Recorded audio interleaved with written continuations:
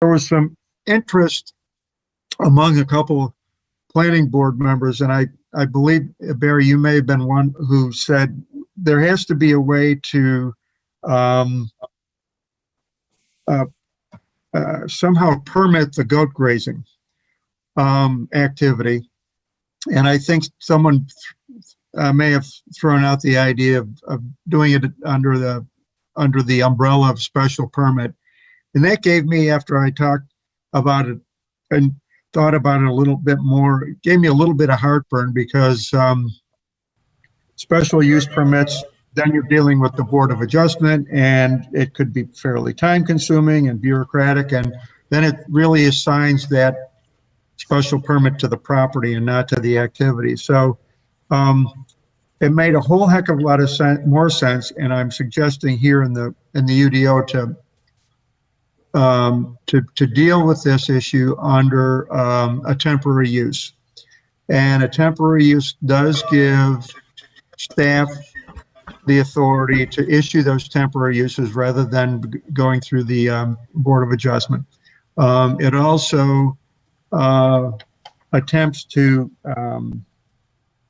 define or delineate the conditions or the circumstances under which the temporary use would be granted or not granted.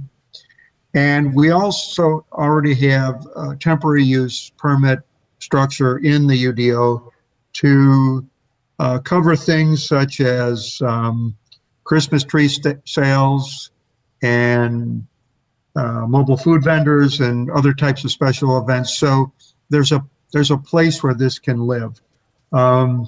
So I went ahead and suggested adding it to that list of activities. In addition, I added these parameters or these rules under which goat grazing would be permitted or allowed, or would where someone were to be interested in this, under what circumstances they'd be able to get a permit. So, and under subsection 8 of that section, I included those, or about half a dozen of them, and a lot of them will probably sound familiar to you because some of these were suggested or proposed by you guys.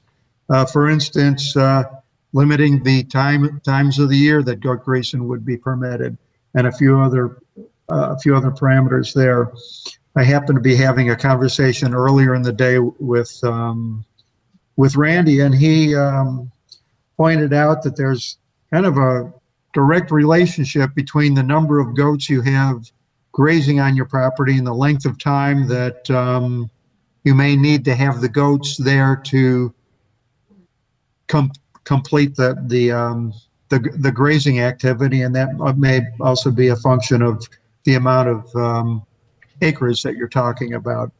Right now, and again, I think I reported at a previous meeting that in talking with 3 or 4 of these goat vendor organizations, they reported a wide variety of different types of practices that they use to do the goat grazing for invasive vegetation. So there does not seem to be a single industry-wide standard for this. I took a stab at this, and this may be a topic of perhaps a certain amount of discussion, but you know, I had to start somewhere, and I said, you know, goats shouldn't be allowed more than 4 goats per acre, and that a maximum of 7 days per individual permit. I also suggested, and again for discussion purposes, the grazing should be limited to two times a year. I'm not wedded or married to those. They're not. Those numbers aren't based in science by any stretch of the imagination, but that's something I just put down there as more placekeepers than anything else, and that's something that we may want to go back and revisit a little bit. And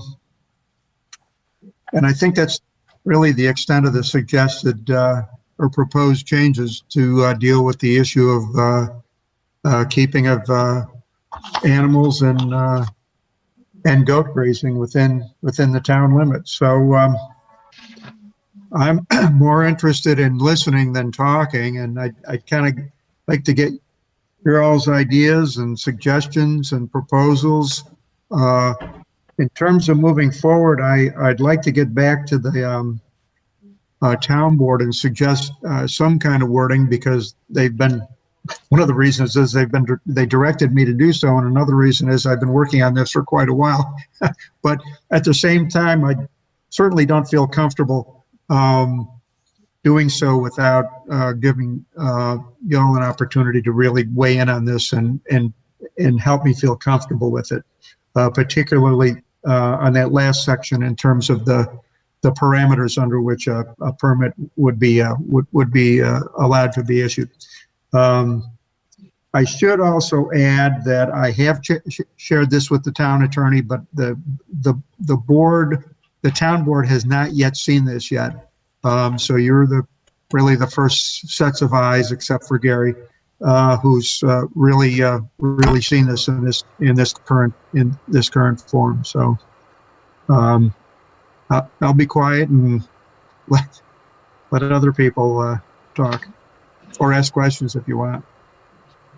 Thank you, Jonathan. Now, I want to check and see if there's any comments from the public.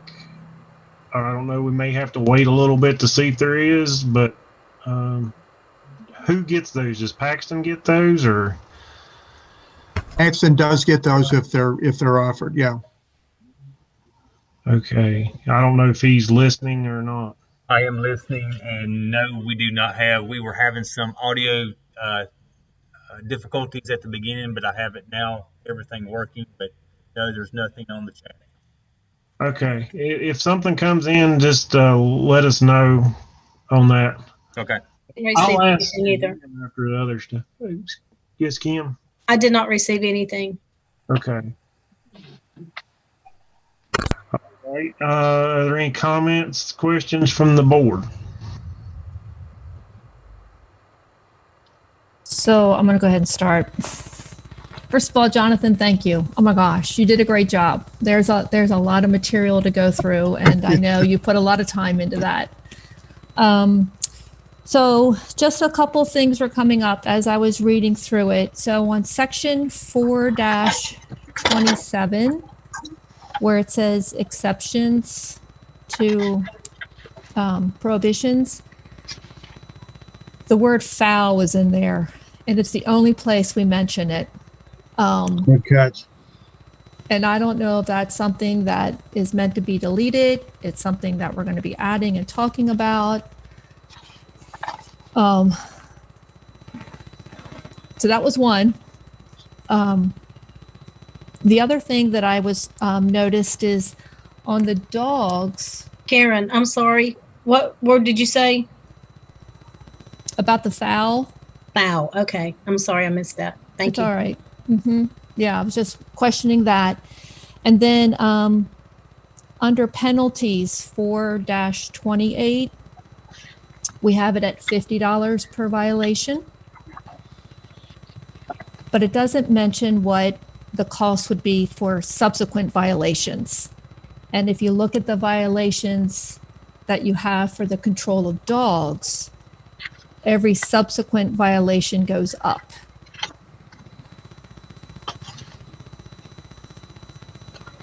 So we might want to think about that as well.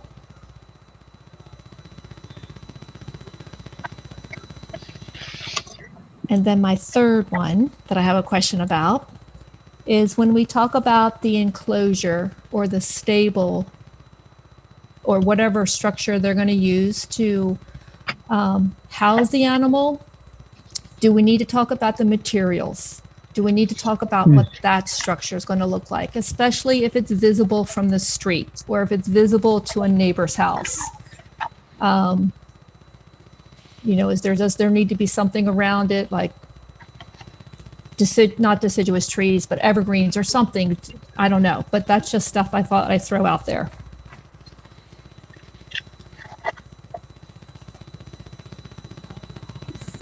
Thank you. Okay, yeah, I'm sorry. Go ahead, Jonathan. I said, thank you, Karen. The issue of foul, that was my bad. I think what we had talked about, I think at both boards, was to try to circumvent the old issue of chickens and ducks and geese and stuff like that. And that was just an oversight on my part. I appreciate you bringing that to my attention. The penalty piece, I made a note of this. This was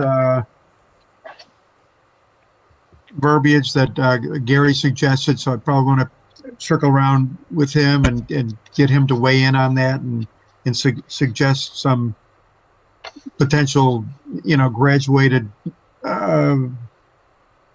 penalty protocol for that, for lack of a better term. The issue of visuals, or the cosmetic appearance of these enclosures, was something that I was quite candidly not concentrating on whatsoever, and that's an interesting point. The challenge is with physical appearance and how, what may be unattractive to one person might be a thing of beauty to another. I suppose some people would say looking at the horse or the cow was beautiful, while for some of us, looking at a horse or a cow isn't necessarily all that fetching. So I don't know. I'm going to have to scratch my head on that. If anybody else has any ideas or suggestions on that, I'd be willing to take some notes on them.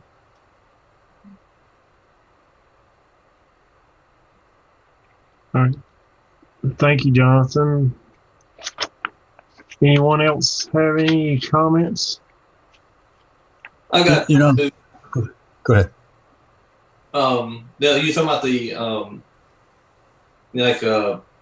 the corral or barn or whatever.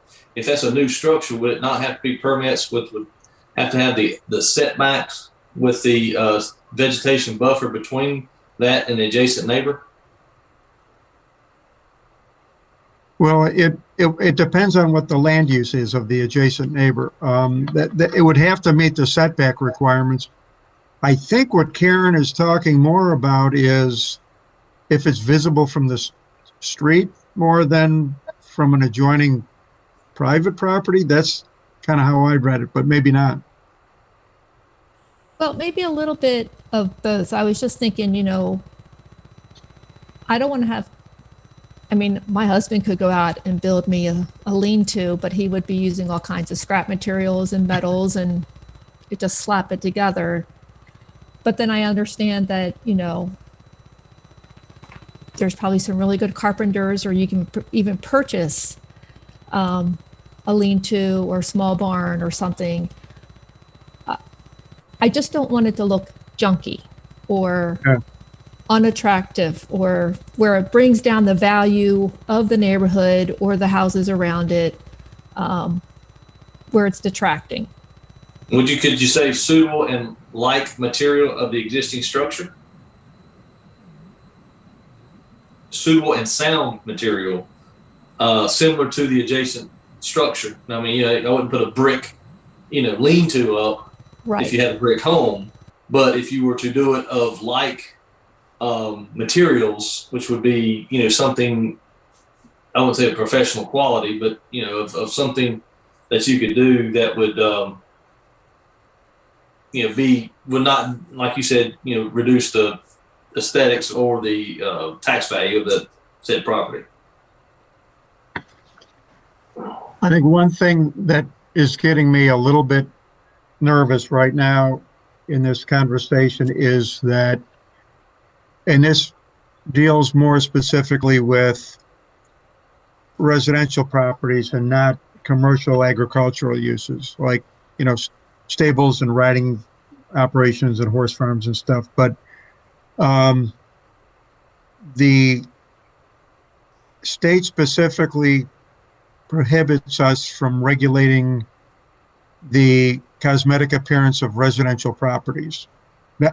Apartment buildings are different, but single-family residential properties. So if we spend too much time prescribing the appearance of these accessory buildings, barns, stables, whatever, I think we're getting really close to what is not permitted by state statute. So I understand, Karen, where you're coming from. You don't want this to be unattractive looking, but on the other hand, there's only so far we can walk out on that thin ice before we fall through. And I'm struggling with that. I think it may be a different situation if someone wants to establish a, commercial riding stable. That's a different story because it isn't residential. But if you've got an accessory building to a home, you still have to meet the, building construction standards and the setbacks and everything else like that. But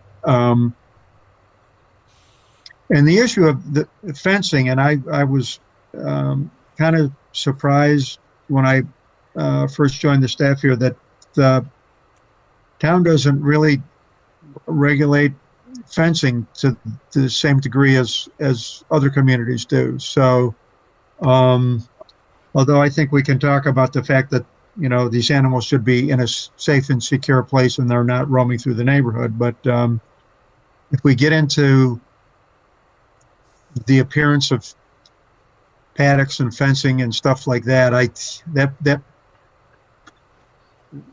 that might be a heavy lift. But again, I'm open to suggestions, and we can float it to the town board, and if they don't like it, they're certainly going to tell me to take it back out again. But or the town attorney might do the same thing, or both.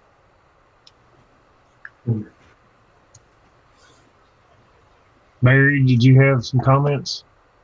Well, going along just the same line of thinking here, there should be some kind of I don't know if it's the Board of Adjustments or who, that if somebody decides they're going to go out and get 3 horses, they ought to go to them with their plan and say, we're going to get 3 horses, we got 6 acres, and this is how we're going to house them, and this is how we're going to fence them, and see if that's acceptable. But there's got to be somebody there that can to make that determination, because you can't really expect people are not going to spend a ton of money to do this kind of stuff, I don't think. And I think one of Jonathan's concerns, and I agree, you can't tell them what they got to do. You can't tell them to make a stone building to keep their cows in. You can't really do that. That's not really realistic. But there should be some kind of an approval process that this is what we want to do, and we think we're meeting the intent, and is this acceptable?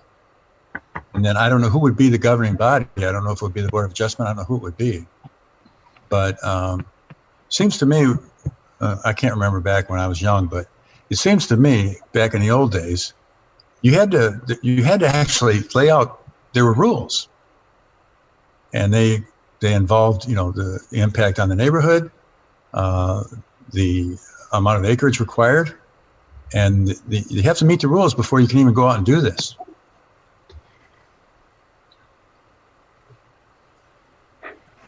Comments? I'm thinking. One question was in reading the where'd you go? You talked about having them only there for 7 days, but only twice a year. Is that correct? You put a cap on the 7 days?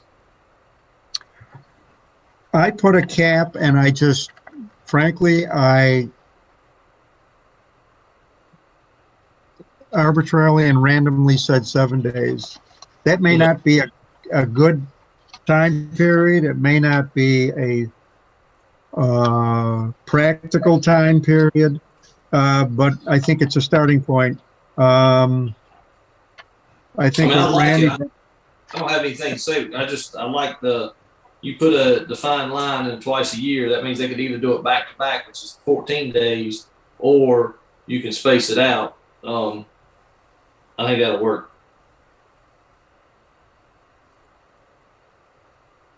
Now this is for temporary use. Yes, correct. Part of this is for keeping of animals. And I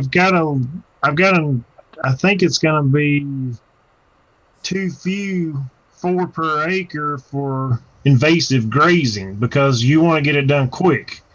They're not. It's not for keeping animals. I agree with 4 per acre keeping them, but you want to get it cleared out.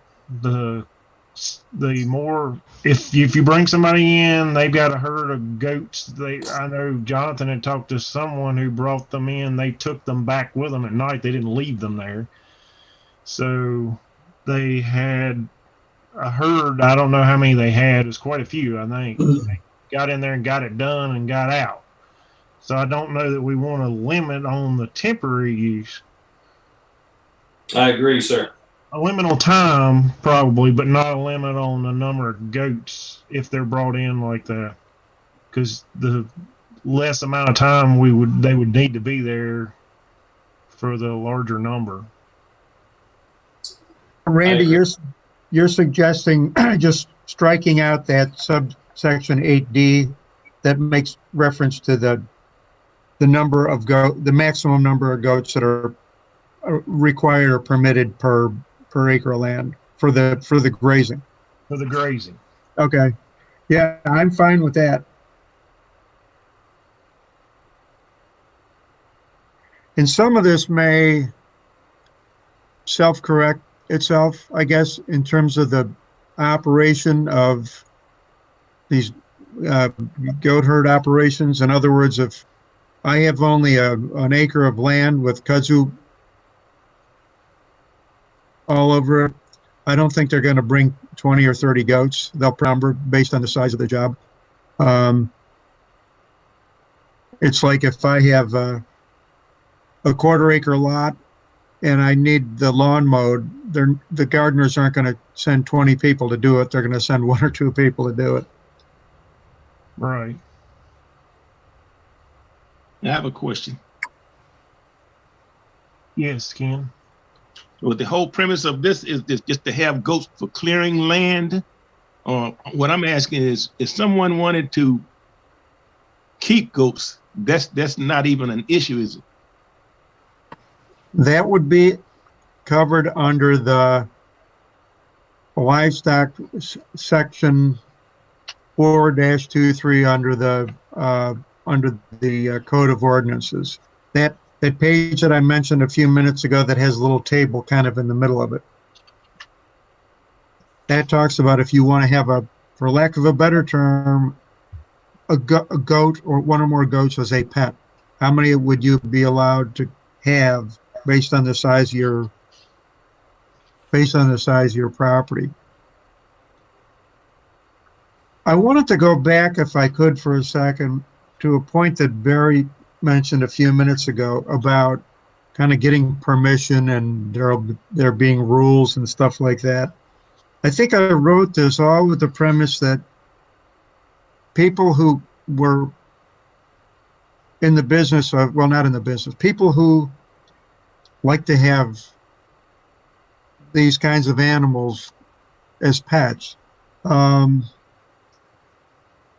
would become familiar with these rules and would abide by them. And, you know, it's like with any other rule, 90% of the people abide by the rules and the other 10% don't. And you spend 90% of your time getting the 10% to comply. Here's a thought, and I don't even know if I like this idea myself.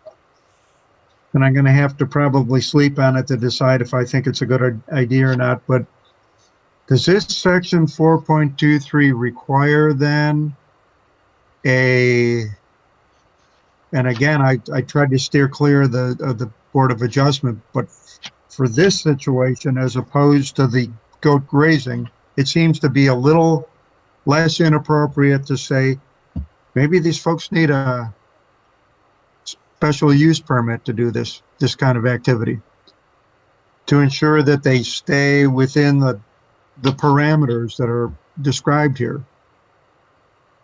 Just throwing it out. Well, there is a nuisance laws, so I mean, if it becomes a nuisance, you could, I guess, you could not allow them to have it because they're creating a nuisance. There's always that, you know, police power that the town has to enforce its own ordinances. It's complaint based. Right. You know, I don't know if the Board of Adjustment would want to get into the business of counting horses and cows and acreage, but yeah, that is one way to, aside from the enforcing the police power, Randy, like you mentioned, that can put, I don't want to say more teeth into this, but to maybe formalize it a little bit more. That may be a good idea, because I did make a note when you were going through all this about who enforces all of this. In terms of, you know, I mean, do we even know if somebody's going to put goats on their property, and then who's going to make sure that they have a fence, and who's going to make sure that they're caring for the well-being of the animals? Is that just we're waiting for a neighbor to complain that it's not working? To a degree, if you're talking about the well-being and the welfare of the animals, I think that would fall under the county animal control. But they're not going to come out here and, you know, enforce our local codes and ordinances. That's not what they're all about. They're about the safety and the well-being of the animals. So it's might end up being kind of a shared responsibility. In my experiences with shared responsibility, it doesn't always work all that good. Let's see, it was my turn to enforce it on Mondays and Wednesdays, and yours on Tuesdays and Thursdays, and somehow it fell between the cracks, right? But sometimes that's what you have to live with, right? To answer Karen's question, it definitely comes in the city of Troutman, town of Troutman. It definitely comes under animal control to be the main enforcement for the well-being and the care of animals first. As far as the quantity or how many, then that's where it does come under the Board of Adjustments, depending on how this is wrote up. Oh, it's written up, yeah.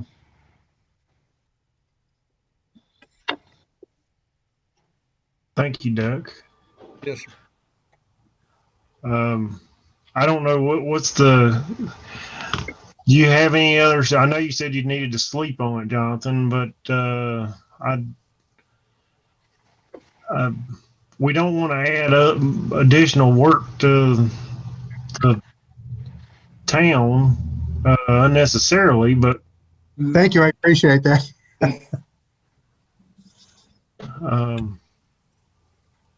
I don't know. It's something, I guess, if it became a problem, it could be added.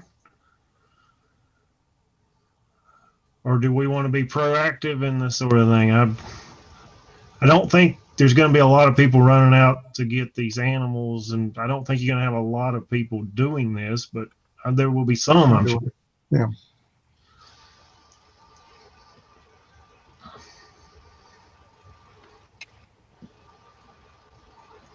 Somehow I get the feeling that if we want to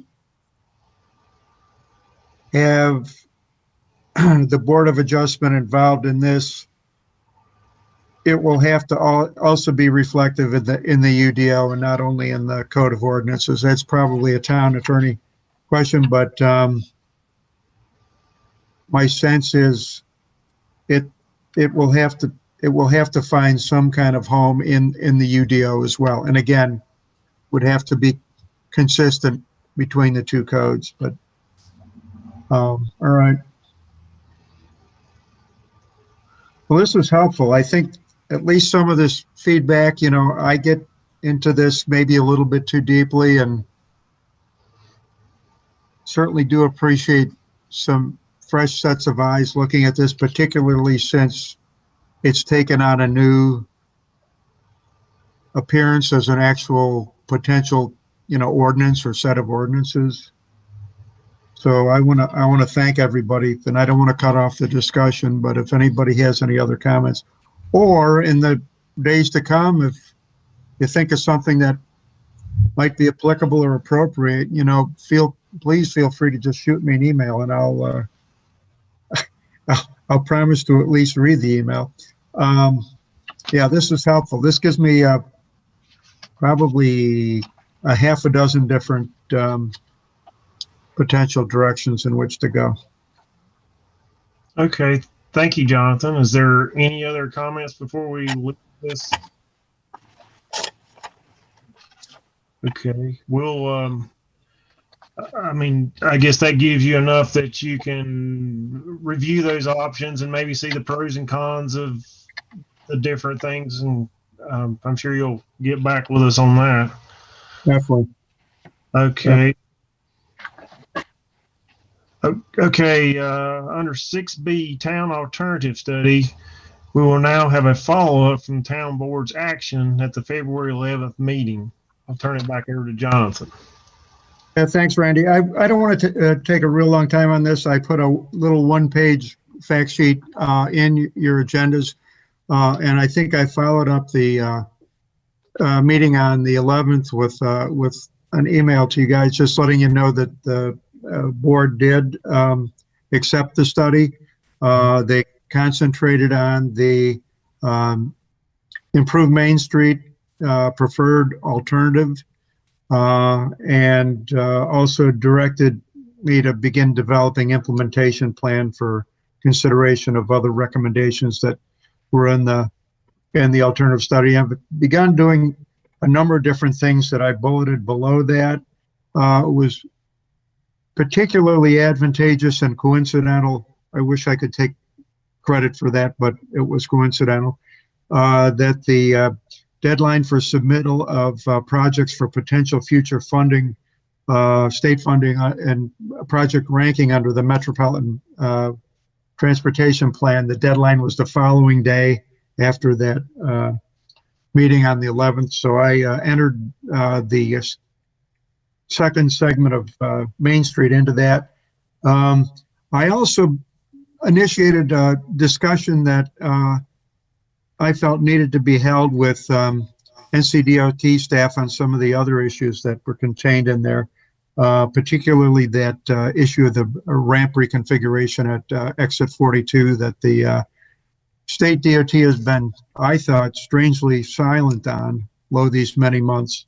And I really need to flesh out what the heck they really think about that recommendation. The other thing is the board's having their winter retreat, the town board, this Friday, and I think some of these issues and topics are particularly timely and relevant to bring up and get the town to maybe drill down a little bit more and let us all know what's on their minds. So I'll be attuned to that during the course of the retreat on this coming Friday, and I'll let you know what transpires out of that afterward. Unless anybody has any questions on that, that's really all I wanted to report on that. Does anyone have any questions? And I don't, Kim, was there any, I don't know if there's any comments from the public or questions that they had asked or concerning this. Okay, thank you. Okay, under 6C, Rules of Procedures, 160D implementation has required numerous changes not only to the UDO, but the board's rules of procedure. I will now turn it over to Jonathan. Thanks again, Randy. So y'all probably know you operate under a set of rules of procedure that has been adopted by the Planning and Zoning Board and has been updated and revised numerous times over the years. As part of our scope with the Central Atlantic Council of Governments to review the UDO with regard to future compliance with the 160D, they also looked at the rules of procedure. They looked for the rules of procedure for both the Planning and Zoning Board and the Board of Adjustment. What you received in your agenda packet is a potential set of changes that were prescribed by the Council of Governments to bring our rules of procedure into alignment with the new requirements under 160D.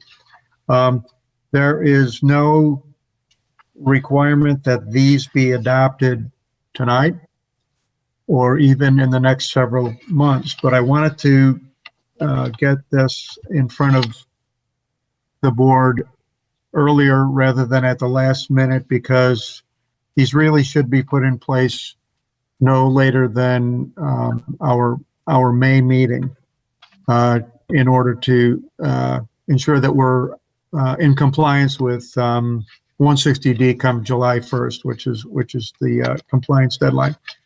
A lot of the verbiage that you see, well, virtually all the verbiage that you see in red comes right out of 160D and is therefore, that's why it's prescribed. I did have a conversation earlier today with Randy, and he did raise a couple of questions whose responses I want to chase down with the COG, but the staff who's really the expert on this. And at this stage, you may have more questions than answers. So if you do have any questions, I'm probably not in a real great position to answer them, but I'm in a reasonably decent position to chase them down with the staff at the COG that's performing this work with us, and to report back to you no later than our next meeting. Thank you, Jonathan. Does anyone have any questions or comments on this? Okay. Jonathan, do you want me to mention that one thing that I had thought about, or you just want to check on it? I can check on it. Yeah, it may not make sense, spending everybody's time on it, but if you feel strongly enough kind of running over it, I know you had a couple different questions. You talked about, whether we should be talking calendar days back under Article 10, but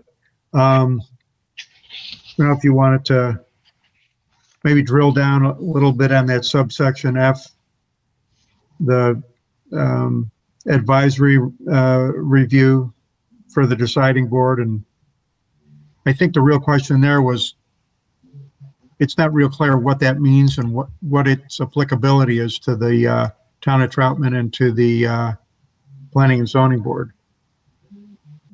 Yes, that was my concern. And then when I looked at the School of Government from UNC School of Government, I had found that, and it says that we may do it, so it's not a must. So I don't know if it's a little unclear to me, and so I guess on that you can get back with us on it and can do that. Yep. Is there any other questions or anything about this particular item?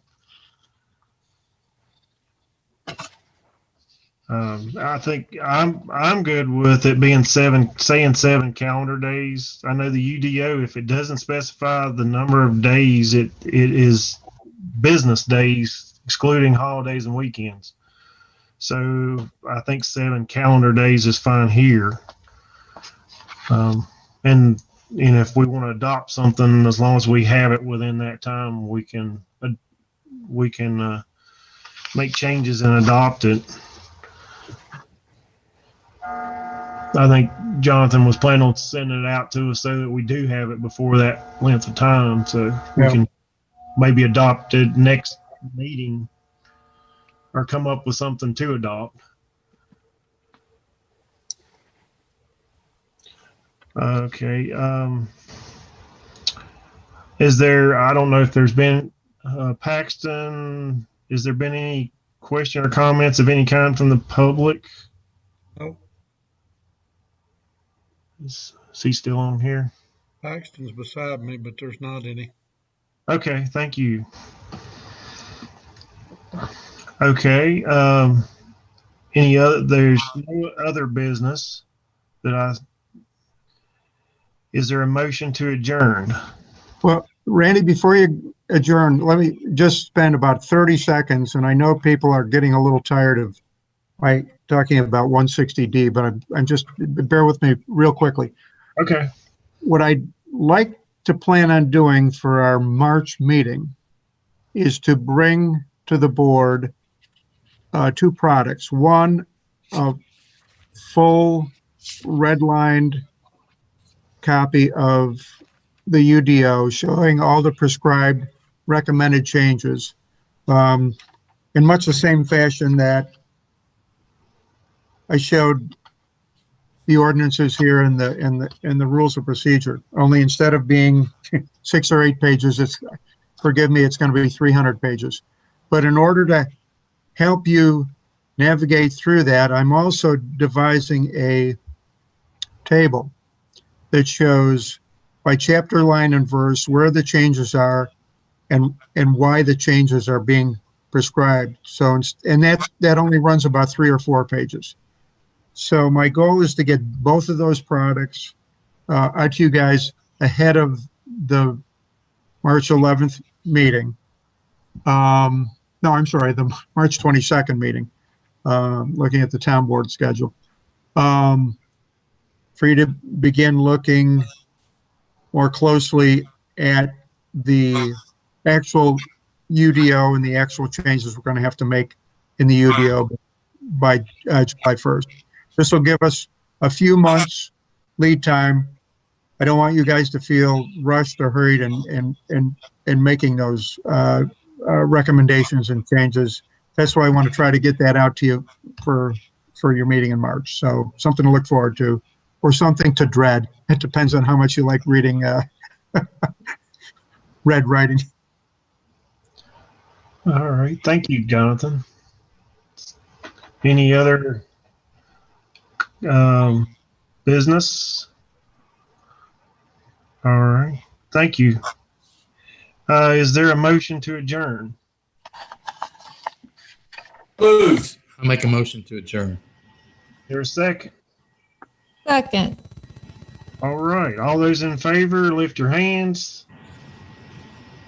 Any opposed? I don't think there's going to be any opposed. Okay.